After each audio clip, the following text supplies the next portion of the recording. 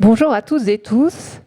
Bienvenue à cette table ronde qui prendra la forme d'une conversation croisée autour du thème « Retisser notre lien au vivant en Méditerranée » avec les récits inspirants de nos trois panélistes qui illustreront pourquoi il est essentiel de repenser notre lien au vivant et comment il est possible de le retisser dans le pourtour méditerranéen.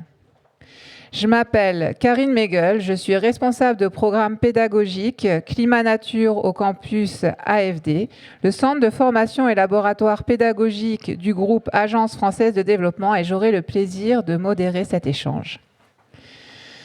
Pour introduire cette discussion, je vous propose de repartir de l'exercice de prospective à 2050 réalisé par le Plan Bleu Méditerranée et qui dresse un panorama alarmant. Les transformations qui vont affecter la Méditerranée, comme mer et région d'ici à 2050, vont en effet se produire dans un environnement déjà exceptionnellement vulnérable. La Méditerranée est, après l'Arctique, la région du monde qui se réchauffe le plus vite, 20% de plus qu'ailleurs. C'est une des régions qui a le plus fort déficit écologique, c'est-à-dire la différence entre empreinte écologique et biocapacité, et où se concentre 60% de la population mondiale pauvre en eau. C'est aussi la mer la plus polluée par les plastiques et la plus surexploitée en termes de pêche. Elle représente par ailleurs l'un des 10 plus importants hotspots de biodiversité au monde.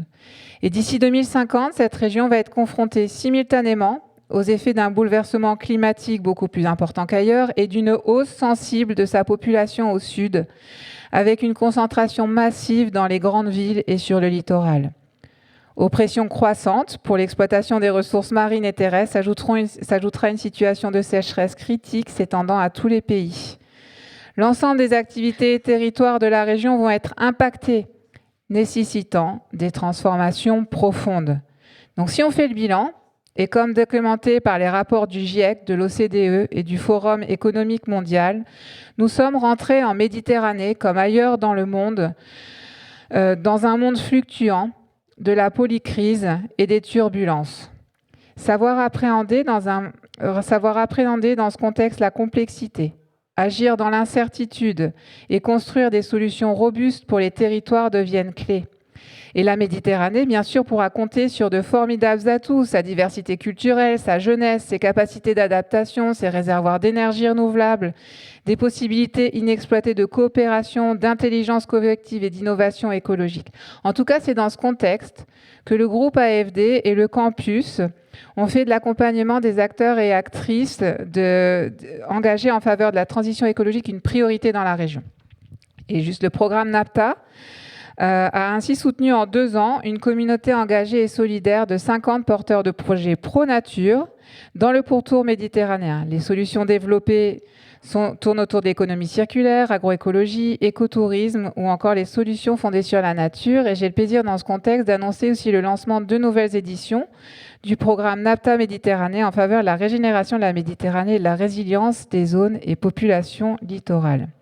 Le campus travaille aussi avec ses partenaires sur 2 MOOC à venir en 2026 qui seront libres de droit, un sur les nouveaux modèles économiques et le second sur le biomimétisme. J'en ai fini avec l'introduction et j'ai le plaisir maintenant de me tourner vers nos 3 intervenants pour qu'ils puissent se présenter. Bonjour Isabelle. Bonjour. Donc, tu es directrice fondatrice de l'entreprise Symbiotique. Tu as collaboré avec le campus sur la série Des Nouvelles de demain. Et il y a une collaboration en cours, donc dans le cadre du MOOC que je mentionnais tout à l'heure sur les nouveaux modèles économiques, également avec l'université Mohamed VI au Maroc. Et j'aimerais vous poser cette question. Qu'est-ce qui a nourri ton engagement pour l'économie régénérative ? Merci beaucoup Karine. Et j'ai écouté ta minute prospective et je voulais rassurer quand même. Moi, ça fait 35 ans que je suis dans l'écologie, j'ai 53 ans, j'ai commencé à 18 ans et j'ai pas perdu ma joie. Je vous le dis parce que c'est quand même, faut la garder quoi. Et pourquoi ? Parce que justement, moi, ce qui a nourri mon engagement sur l'économie régénérative, c'est d'abord une histoire de justice sociale. J'estime je suis convaincue, c'est pas que j'estime, je suis convaincue qu'il n'y a pas de justice sociale ni de justice économique sans écologie. Parce que quand vous avez accès à la mer, à la plage, eh bien, vous avez accès à vos vacances près de chez vous. Si les plages sont privatisées, si les vues sont privatisées, vous n'avez plus, en fait, cet écosystème disparaît. Et en même temps, c'est aussi toute une population qui souvent n'a pas les moyens de partir en vacances, qui n'a plus accès à ça. Si vous devez climatiser vos lieux, si vous devez vivre sous atmosphère contrôlée tout le temps, de plus en plus, eh bien, ce n'est pas accessible. Ce n'est accessible qu'au grand capital. Ce n'est pas accessible aux plus petites entreprises. Les plus petites entreprises, elles ont besoin, justement, elles dépendent des services écologiques pour pouvoir se développer. Et c'est pourquoi il n'y a vraiment pas de justice sociale sans écologie. Et il n'y a pas de justice économique non plus, de pouvoir développer ses talents, y compris au niveau d'une petite entreprise, sans écologie. Ça, j'en suis convaincue. Et donc, ça m'a amené à ça. Ça m'a amené à découvrir qu'il y avait d'autres voies économiques, cette question. Et une économie qui n'est plus extractive de ses ressources, mais qui régénère ses ressources. Un peu comme l'abeille, quand elle pollinise, quand elle va chercher son nectar dans une fleur, elle se charge de pollen. Quand elle retourne sur une autre fleur, eh bien, elle pollinise la fleur et elle contribue alors qu'elle répond à ses besoins. C'est son activité économique à elle. Elle contribue à régénérer la fertilité du milieu dont elle dépend. Et donc, on a un tas de pratiques comme ça qui, aujourd'hui, sont apparues, qui forment une véritable économie. Et ça a été une recherche indépendante que j'ai faite. Et j'ai monté mon entreprise et j'accompagne les organisations, les territoires depuis 15 ans là-dessus. Et aujourd'hui, j'enseigne cela au CNAM. Et on a aussi écrit une AFNORSPEC, économie régénérative, pour aider les acteurs économiques à partir dans cette voie. Merci beaucoup Isabelle. Je vais maintenant me tourner vers Fabrice. Fabrice, tu es délégué Europe et international au Conservatoire du Littoral, membre du Consortium méditerranéen de la biodiversité, qui met notamment en œuvre le projet RESCOM financé par l'Agence française de développement.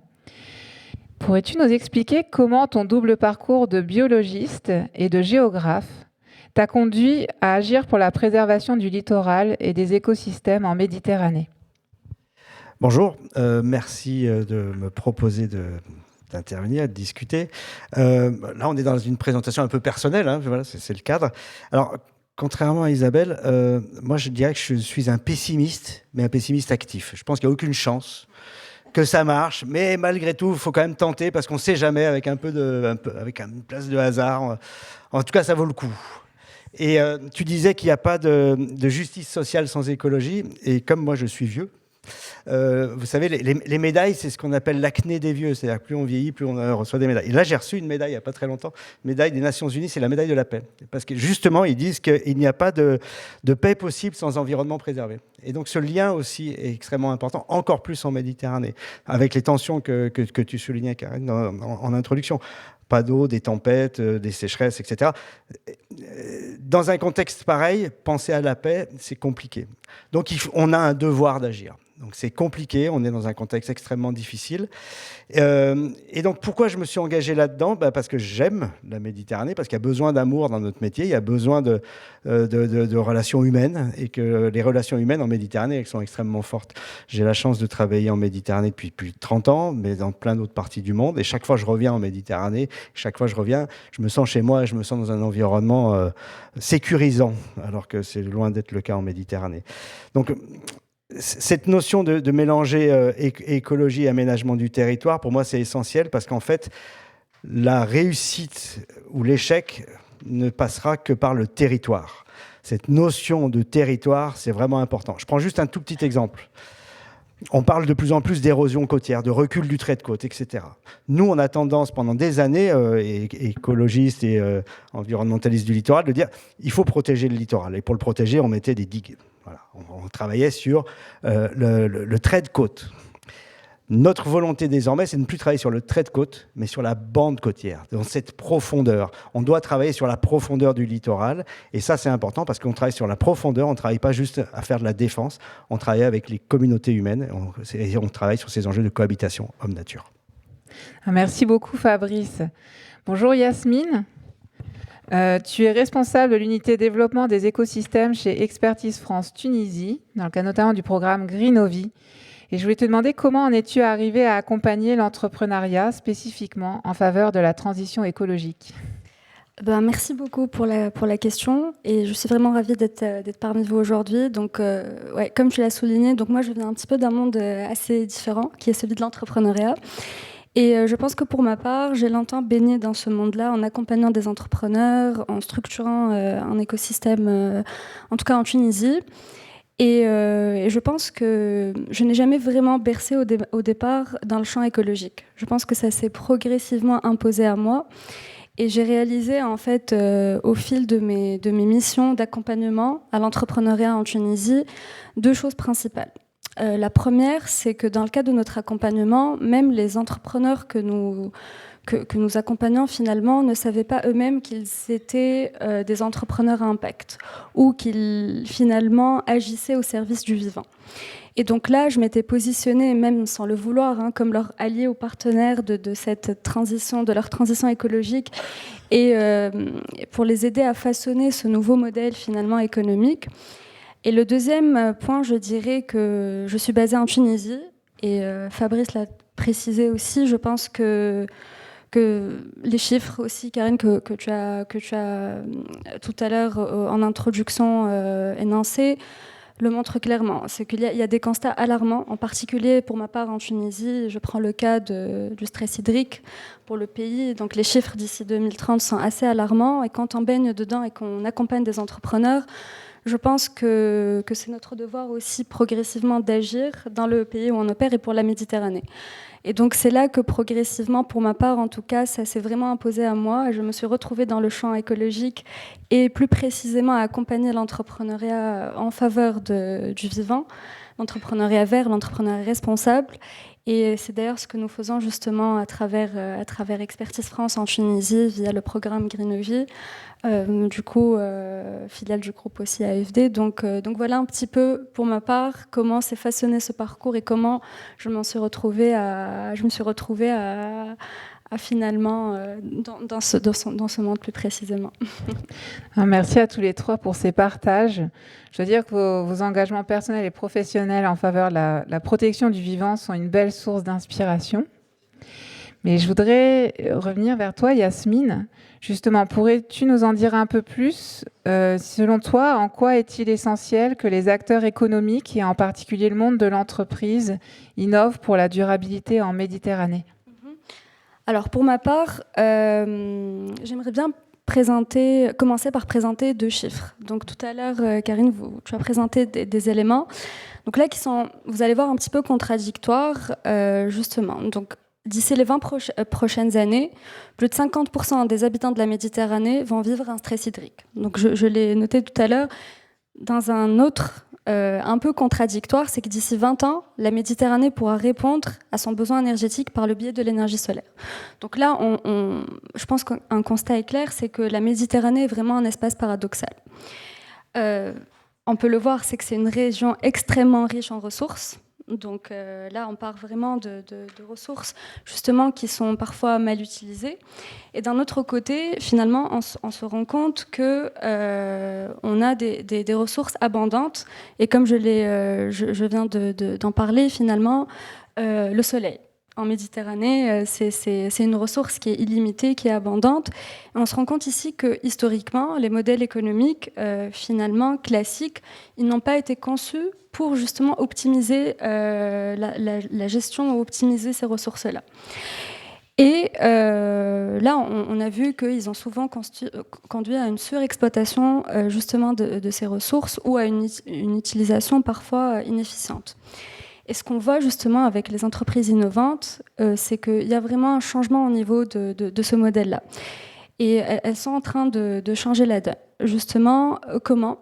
En produisant plus intelligemment, en consommant moins et en s'appuyant sur les ressources, justement, comme je viens de le dire, que la Méditerranée possède en abondance. Et donc là, par exemple, encore une fois, l'énergie solaire ou le soleil qui est finalement une ressource illimitée. Là, on voit vraiment que les entreprises, elles sont un peu au cœur du problème et aussi au cœur de la solution. Et c'est là que les entreprises innovantes justement interviennent pour optimiser la gestion de ces ressources limitées, mais pour valoriser également les ressources que nous avons qui sont infinies, en particulier en Méditerranée. Donc je pense ici finalement que cette durabilité, elle dépend largement de leur capacité à se transformer pour transformer leur territoire. Merci Yasmine. Justement, en parlant d'économie, Isabelle, pourquoi doit-on changer les récits économiques, en fait, tout simplement autour du vivant ? En fait, moi j'aimerais bien repartir justement récit économique. Qu'est-ce que ça veut dire économie ? Économie, étymologiquement, ça vient de œkonomios. Donc œko, la maison et la maisonnée, c'est-à-dire la terre et tous ses habitants, nous compris. Et nomios, la gestion. Et c'est là où, quand même, si on regarde ce qui se passe, on peut se dire qu'aujourd'hui, on n'est plus dans une économie. Parce qu'on ne peut pas dire qu'on gère la terre et la maison. On la détruit, en fait. Donc, c'est là où on comprend que l'économie actuelle arrive vraiment à une fin, en fait. Elle doit absolument se transformer. On doit changer nos réflexes, on doit agir d'une autre façon. On doit comprendre que notre environnement autour de nous a changé et qu'on vit sur une planète qui a des règles. Et écologos, les règles de la Terre, doivent être aussi ces règles de gestion, économios. Et en fait, on a un problème, en fait, c'est que les Occidentaux, on est dans un paradigme qui est apparu au XVIe siècle, qui est le paradigme naturaliste. Le paradigme naturaliste, c'est de penser que la nature, c'est d'ailleurs penser le mot nature, c'est comme si il y avait la nature d'un côté et l'humain de l'autre, et de ne pas penser se comprendre comme un ensemble vivant. Et du coup, en fait, ça a beaucoup de conséquences en économie. C'est vraiment avec ces travaux que j'ai menés sur ce que j'appelle l'économie symbiotique, eh bien, on se rend compte que tant qu'on met la nature en dehors de nous, on met l'écologie en dehors de l'économie. Et on va toujours penser l'écologie comme un coût. On va extraire et puis on va essayer de compenser. Alors que, en fait, l'écologie, le vivant est très très producteur, en fait. Si je vous donne un exemple, vous pouvez le faire chez vous. Vous prenez un pot, vous mettez une plante dedans, vous l'arrosez, vous la pesez, pardon. Vous mettez une plante dedans, vous la pesez. Vous l'arrosez, vous revenez 3 mois après. Qu'est-ce qui se sera passé ? Le pot sera plus lourd. Parce que le vivant grandit. Il est créateur de richesse. Vous pouvez faire ça avec un moteur, ça ne va pas marcher. Vous pouvez faire ça avec n'importe quoi d'autre qu'une plante, ça ne va pas marcher. En fait, le vivant, et notamment le végétal, qui est à la base en fait, de la production du vivant, est créateur de richesse. Il sait assembler des trucs incroyables. Il sait assembler le carbone de l'air qu'on ne voit pas, l'azote, le phosphore, il fait de la matière. Il fait des molécules médicinales, il fait de la nourriture, il fait des fibres, il est créateur de richesse. Et en plus, il régule son environnement. Il permet de réguler les inondations, il permet de réguler les sécheresses, il permet de climatiser, il permet de protéger du vent. Et en fait, quand on regarde le vivant comme ça, on voit bien qu'il modifie son environnement. C'est un acteur industriel, en fait. C'est un acteur industriel. Et on doit absolument, dans cette économie, reprendre le vivant comme un acteur industriel à part entière. Et alors, ce qui est génial, c'est pour ça que je suis optimiste. C'est parce que ça nous crée de la beauté. Et on a besoin de beauté. Je suis d'accord. Beauté, amour, ça change quand même de paradigme. Et pourtant, c'est une usine chimique. Et en plus, ce qui est top, c'est que pour qu'il soit une parfaite usine chimique et une parfaite usine régulatrice, il faut en plus qu'il soit de qualité. Et c'est comme ça on doit avoir des écosystèmes de qualité pour avoir toutes ces fonctions. Et qui vont en plus permettre de rétablir, au moins là où ils sont implantés, de participer, de contribuer aux fonctions écologiques qui disparaissent sur Terre. Alors Fabrice, justement, merci Isabelle. En quoi accompagner la résilience des populations et des écosystèmes est-elle essentielle pour répondre aux menaces qui pèsent sur la Méditerranée ? Tu me donnes 1 heure? Non, justement, j'allais dire, c'est vrai qu'on a pris un petit peu de retard. Alors, mais je vais c'est aller vrai vite. De quoi on parle quand on parle Méditerranée? D'abord, la Méditerranée, c'est tout petit, hein. C'est un tout petit machin. C'est moins de 1% de la surface des mers du globe. C'est 0,8%. Et malgré tout, là-dessus, il y a 5% de la diversité marine, 17% de la diversité végétale. Et pourtant, on est sur un territoire qui a toujours été... Enfin, ça fait 3000 ans que c'est habité, que c'est cultivé, organisé, etc. Donc ça devrait être effectivement un endroit totalement détruit par l'homme. Et au contraire, c'est cette présence humaine qui a constitué cette diversité. Et c'est ça qui est incroyable, avec autant de menaces, c'est là où je peux être un petit peu optimiste, c'est cette résilience de ce territoire. C'est qu'on se rend compte qu'en fait, ce territoire, il a été créé par l'homme et que ça a modifié la nature et que la nature, malgré tout, avec sa résilience, a créé une diversité encore plus riche. Pourquoi? Parce que la nature déteste la monotonie. La nature adore le chaos. En fait, il y a beaucoup plus de biodiversité à la fin, à la lisière d'une forêt que dans une forêt. La nature adore les franges, les marges. La nature est marginale. La biodiversité est marginale. Et c'est pour ça qu'en fait, ça marche en Méditerranée, parce qu'on a fabriqué des mosaïques. Des mosaïques de petits champs cultivés, de petits espaces construits, etc. Et cette biodiversité, elle a fonctionné comme ça. Donc en fait, on a fabriqué des solutions fondées sur la nature qui ont réussi à construire la biodiversité depuis plusieurs milliers d'années. Donc je me dis que ça peut continuer à marcher. Effectivement, là où ça peut déconner, c'est quand on ira trop vite, trop loin. Enfin voilà, le changement climatique. J'aime pas parler que des changements climatiques. Il faut parler des changements globaux, qui sont beaucoup plus vastes. La destruction des habitats est bien pire pour la biodiversité que le changement climatique. Mais donc, ça veut dire que, et c'est ce qu'on fait d'ailleurs à travers le Consortium méditerranéen pour la biodiversité, c'est travailler à plusieurs acteurs, se mettre autour de la table, des gens qui travaillent avec des approches non pas en silo, mais inter-écosystème, avec des enjeux de forêt, de zones humides, de zones côtières, d'îles, etc. Et en y incluant systématiquement l'humain. Pendant trop longtemps, on a fait de la conservation de la nature pour sortir l'humain de ces endroits. On mettait des grillages, etc. On l'a vu en Tunisie, hein, dans les premiers jours de la révolution tunisienne. Qu'est-ce qui a été fait? Les barrières autour des parcs nationaux en Tunisie ont été arrachées. Et en fait, si on veut que ça marche, il faut introduire, non pas, enfin, faut pas construire des maisons d'êtres humains dans les espaces naturels, non, mais il faut réussir à avoir cette perméabilité qui a construit la Méditerranée jusqu'à présent. Mais on n'est pas les seuls. Il n'y a pas que nous, le consortium, qui travaille là-dessus. Il y a la Vitem qui travaille, qui se pose des questions sur ces enjeux. Et c'est par les efforts de tous ces partenaires qu'on va réussir à construire une Méditerranée un peu plus durable sur les enjeux de biodiversité. Je te remercie. Tu avais pris le devant. Tu as même répondu à la question suivante. Sauf si tu veux rajouter quelque chose.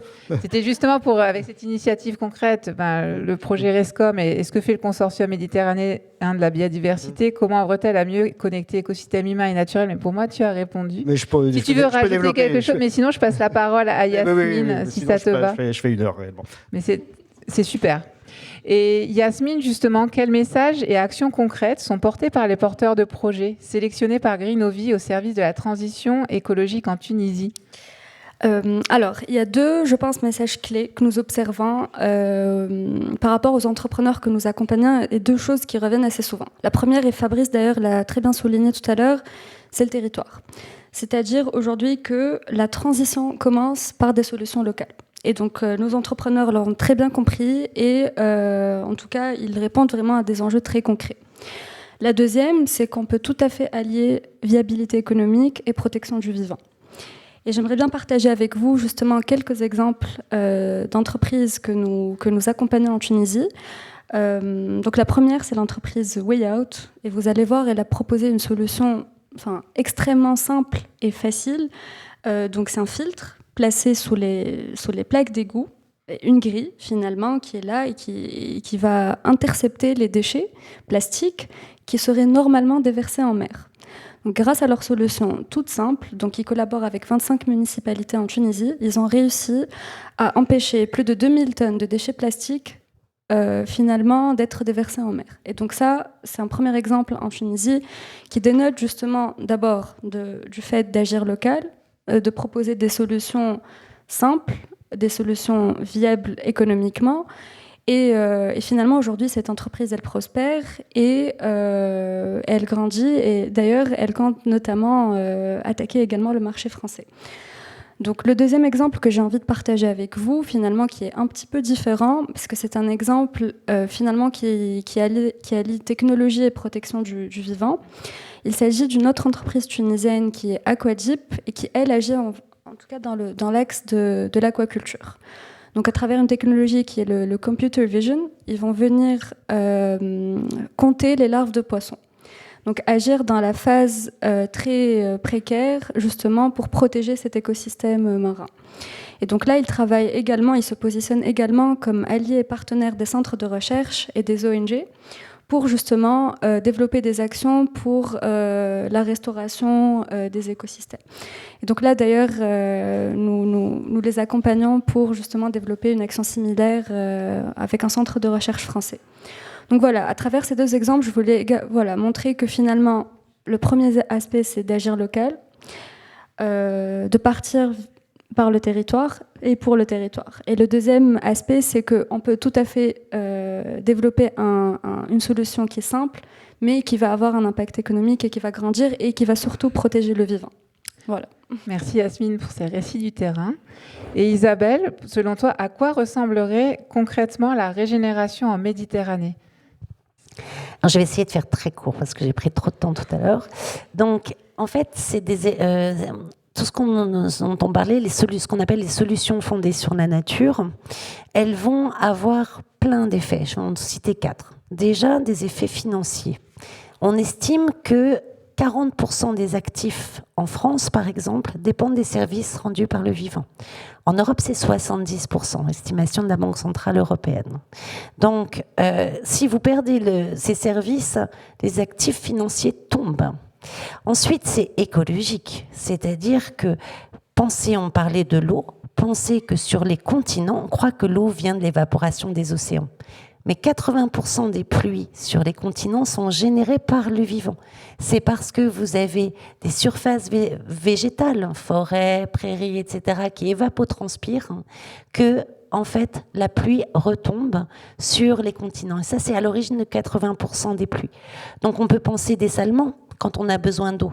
En fait, on va provoquer des problèmes écologiques au niveau côtier, où on va concentrer le sel, et on ne pense pas que lorsque on coupe des arbres, lorsqu'on artificialise des sols quand il n'y a plus le vivant, eh bien on empêche en fait ce cycle des pluies de se produire.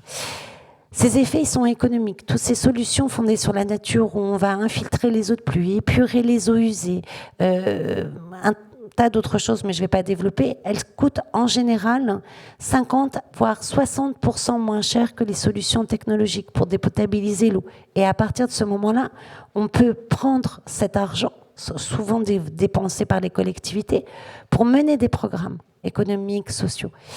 Et en effet, ça a des effets aussi sociaux, comme on disait tout à l'heure, sur en fait, vous partagez plus avec vos voisins quand vous avez en fait une végétation autour de vous dans la ville, par exemple. Vous vous attardez plus, vous restez plus en fait à discuter, etc. Il y a du lien social qui se crée. Merci à tous. Pour permettre peut-être des échanges avec le public, je vais poser rapidement cette question. Si vous voulez apporter une contribution peut-être en 1 minute. Je sais que c'est difficile. Donc, si on se prêtait maintenant à l'exercice d'imaginer de nouvelles manières d'être en relation avec le vivant, à quoi cela pourrait ressembler concrètement ? Si vous vouliez apporter une contribution sur ça. Je peux commencer. Vas-y, je t'en prie. Alors, pour moi, je pense que si j'appréhendais la relation avec le vivant des années à venir, je pense que la technologie a une place à jouer ou un rôle à jouer là-dedans. En fait, nous, êtres humains, nous communiquons. Et on a un langage qui est très, très simple, qui est très, très compréhensible. En revanche, les écosystèmes, finalement, ils s'expriment autrement. Et on l'a vu tout à l'heure. Ils s'expriment par des signaux, par des variations, par des déséquilibres. Et finalement, leur langage, il est complexe. Et ce n'est pas un langage qui est facilement décrypté par nous, finalement, êtres humains. Et à mon sens, c'est là où la technologie intervient. Elle intervient vraiment comme traducteur entre nous et le vivant. Et l'idée, finalement, j'ai donné un exemple tout à l'heure, grâce à l'Internet des objets, grâce à l'intelligence artificielle, grâce à la data, on va être capable finalement de voir ce que nous ne percevons pas naturellement, de parler avec cet écosystème et de parler avec le vivant. Finalement, on va pouvoir justement mesurer la qualité d'un sol, le stress hydrique d'une plante, par exemple, ou même l'évolution d'un écosystème côtier. Donc, à mon sens, ça va permettre littéralement à l'écosystème de nous parler. Mais, évidemment, je tiens à préciser que la technologie doit rester responsable. La technologie, l'idée n'est pas d'intégrer la technologie partout, finalement, mais la technologie doit être un moyen qui doit être maîtrisé et encore une fois responsable. Donc ça, c'est mon point de vue. Je rajouterais, je reviendrai sur les deux mots qu'on a dit, hein, qui ont l'air un peu cucu comme ça, mais l'amour et la beauté. C'est-à-dire se reconnecter au vivant, se déconnecter justement de la technologie. Moi, je passe mes journées sur mon téléphone. La nature est un endroit dans lequel on a le droit d'oublier que la technologie existe. Et c'est ce qu'on fait, nous, sur les sites du Conservatoire du Littoral. On essaye que les sites se suffisent à eux-mêmes, que la beauté des sites serve au mieux-être, que les gens soient mieux. Et on se rend compte, il y a plein d'études, hein, quand on regarde la mer, la tension baisse. Voilà, c'est ballot, hein, mais voilà, reconnecter à ces espaces naturels, ne plus les nier et les accepter à titre personnel et à titre collectif. C'est-à-dire qu'il faut que ces territoires soient à nouveau des territoires qu'on s'approprie et qu'on se batte pour les protéger, pour éviter leur destruction, parce qu'ils se détruisent tous les jours un petit peu. Et donc c'est vraiment important qu'on les aime et qu'on en profite et qu'on bénéficie de ces territoires parce qu'ils nous apportent énormément, économiquement, mais aussi au niveau mental. Merci Fabrice. Isabelle, une minute pour pouvoir laisser la parole. Je dirais quelques mots de là où j'habite. En fait, l'important, le mot a été très prononcé aussi, c'est se reconnecter à son territoire, y compris économiquement. Et j'habite une région où, depuis 20 à 30 ans, les entreprises, les collectivités, les habitants, enfin certains, se sont unis pour réensauvager la rivière. C'est ce qu'on appelle la biovallée dans la Drôme. Et pour la rendre baignable. Et en fait, ça a créé un développement économique aussi.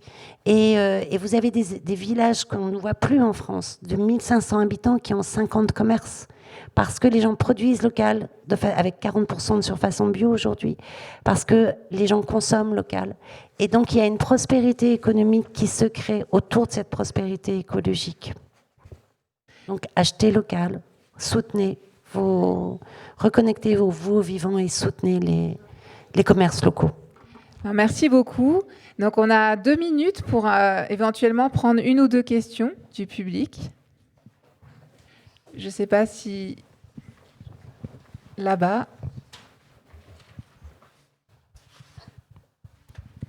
Merci beaucoup, Avitem. Vous avez dit un territoire solution locale et vous avez dit aussi trait de côte, épaisseur du territoire. On est là dans une articulation entre les enjeux de réharmonie avec le vivant et les enjeux territoriaux. Vous l'avez dit tout le temps. Moi, je crois qu'il faut aussi aller un tout petit peu plus loin et dire, du coup, ça veut dire des engagements des collectivités territoriales. On a travaillé ensemble sur une voie des Méditerranéens là-dessus et on a proposé 3 engagements. N'empirons pas les situations parce que l'urbanisme, ça rapporte quand même pas dans les mêmes poches, mais imperméabiliser les sols, faire des grandes opérations, ça rapporte beaucoup d'argent et il faut changer ce modèle pour un modèle un peu plus frugal et qui permet de faire des économies, mais pas dans les mêmes poches, encore une fois. Deuxièmement, accélérons nos transitions, vous en avez parlé. Et puis, troisièmement, changeons de modèle, et moi j'aime bien l'amour et la beauté. Merci. Je réagis juste sur un truc. Tout à l'heure, j'ai été interviewé, on m'a demandé un mot sur la Méditerranée. Moi, je reprends une formule qu'avait utilisée un de mes mentors, qui était il faut qu'on passe de Mare Nostrum, qui était le côté approprié, à Mare Communis. Je suis pas loin de communiste. Hein, voilà. Apprendre à ce qu'on arrive à gérer nos communs. Avec un devoir de responsabilité et avec un devoir de solidarité. Et en Méditerranée, ça peut marcher comme ça. Voilà. Pensons Mare Communis. Merci. Alors, s'il n'y a plus d'autres questions, Je vous propose à chacun, peut-être, de répondre avec quel premier petit pas nous encouragez-vous à repartir chez nous? Je crois que je l'ai dit, consommez, intéressez-vous à votre territoire. Vraiment, artisans et consommateurs locaux. Soyons plus optimistes, peut-être. Moi, je vais casser un peu l'ambiance. Je vais dire, faites attention et respectez les règles. En Méditerranée, c'est pas notre meilleur truc. C'est pas là où on est les meilleurs. Respecter les règles, c'est très compliqué. Par contre, c'est hyper important dans cette logique de commun. Voilà. Donc, respectons les règles. C'est pas que des petits trucs. Déjà, commençons par respecter les règles et ça marchera quand même vachement mieux. Merci beaucoup à nos 3 panélistes. Merci également à vous tous pour votre écoute.